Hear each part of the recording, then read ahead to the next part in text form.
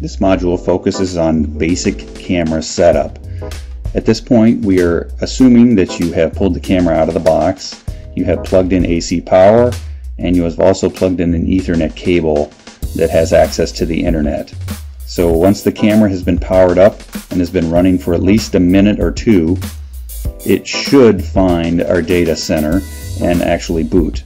And there you go to your website, log in with the credentials you've been given, and you should see a live camera view.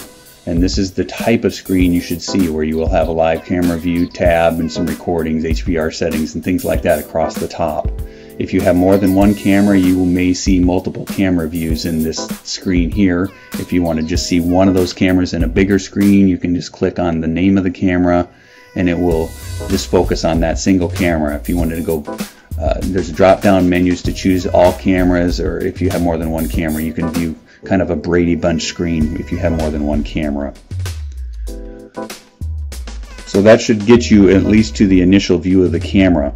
If you have a wireless infrastructure in your facility and you would like to configure wireless for your camera, go to the hosted video recorder settings, click on the name of the camera that you're interested in changing settings, and scroll down to wireless settings. Once you click on the wireless settings,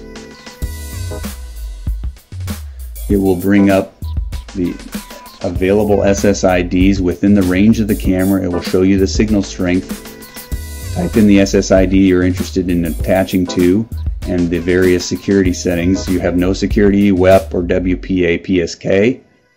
If you click one of these radio dials, it will show you the options that you have for WEP, for example, 64-bit key length or 128, and type in your key, 10 or 26 hex characters, or passphrase, save wireless settings. After you save the wireless settings, the data center will communicate back to the camera and tell it the settings. Please give it about 1 minute to save those settings, and then you can pull the power from the camera and the Ethernet cable, and then mount the camera where you need it to, and plug it back in. Give it about a minute to boot and find the wireless connection, and it should boot from there, and you should go back and be able to see the live camera view. You may have to restart your web browser to do that. And that concludes the basic setup of the camera.